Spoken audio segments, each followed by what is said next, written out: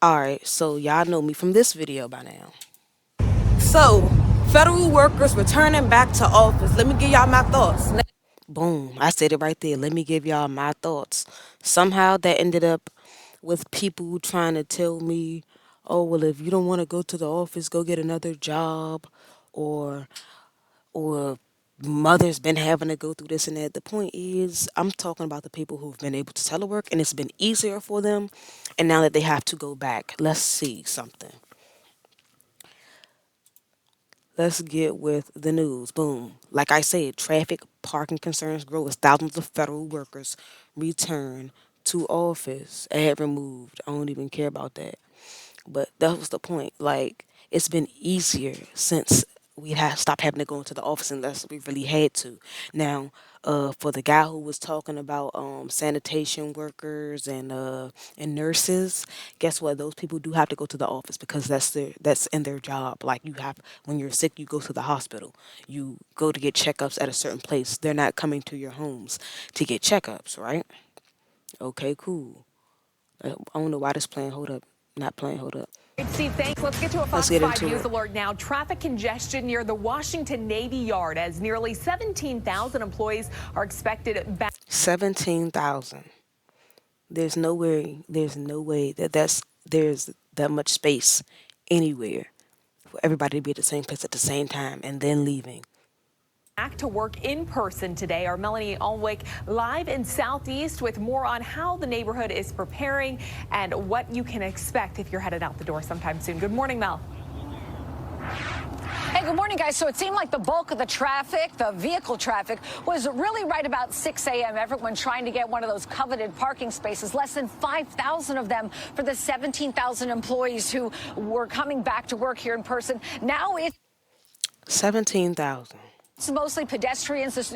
We'll kind of call them the stragglers because a lot of people started work earlier this morning, but everyone's got different start times. It looks like it's a pretty good day so far. People headed to work this morning remarked on the new crowds.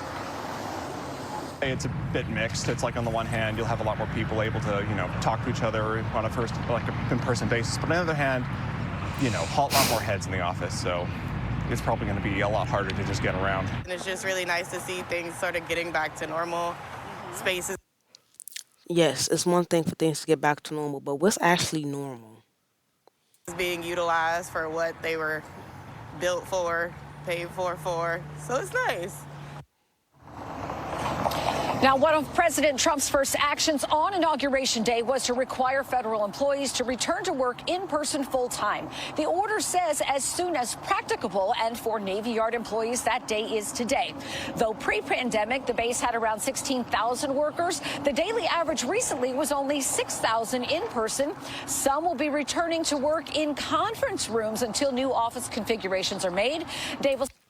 How stupid is that? Sorry, but you're going to put people in conference rooms until y'all can get more space when they can be home and not be crowded and surrounded by people and get their work done. Work smarter, not harder. Support Activity Commander Cap. Now, if these people already had desks, they would go back to their desk, right? But they never had the space for it. That's why they're going to be in conference rooms. And then y'all hired extra people who never were meant to come into work anyway. Captain Ryan Gall told us they're welcoming and supporting everyone coming back. This is definitely an adjustment. There's no question about that, and change can be hard. We are fortunate that we have some of the smartest, most capable people in the whole United States, and certainly the United States Navy that work behind this gate right here. And so we can figure it out. To manage the crowd, the Navy Yard opened additional gates and added manpower there. Volunteers at garages will track capacity and alert when full. The base has also coordinated with the city and D.C. police for assistance with traffic control. And now, while we've been talking about the 17,000 workers here at Navy Yard, and just think, because I've been wondering this whole time, they're saying 17,000 people at that specific area in the Navy Yard. Think about that, 17,000 people that work at that specific area. They're not saying one specific. I don't know. I mean, I know exactly where they're set, to be honest. But if it's 17,000 people working in one building, is that what they're saying? Because that's crazy. What about the other government agencies in the city? The FBI building downtown, the courts, It's still court hearings that are virtual. That's for a reason. This is the densest installation that they have. Naval Support Activity Washington actually has 7 different facilities throughout D.C., Maryland, and Virginia. A total of 33,000 workers for Naval Support Activity coming back to work in person today. As we also know, we've been following the issue, guys, that has to do with the offer for those who don't want to come back in person to be able to defer their resignation, stay at home, and get paid until September. That has been subject to a legal challenge, and we know a federal judge is going to hear from both sides on that later today. All right, Melanie Alnwick in Navy Yard this morning. We appreciate it. Yeah, like, that's crazy. And that's just at the Navy Yard. That's what I'm trying to say. So think about all the other agencies that don't have, that these buildings are not big enough for. Pulte has. Like, that's crazy. Let me see what else before I let y'all go. Put in the comments, y'all don't gotta put exactly where y'all work or whatever, but put in the comments if going back to the office is helping you or hindering you. I would like to know that. Cause like I said, it was people in my comments that, okay, like I said, if it doesn't apply to you, then don't comment. What's this? Like I was saying though, like I'm like, if it doesn't apply to you, then don't comment because people started bringing up things that don't have nothing to do with what I said in the video. You're talking about all types of crap that don't have nothing to do with it. Let's see.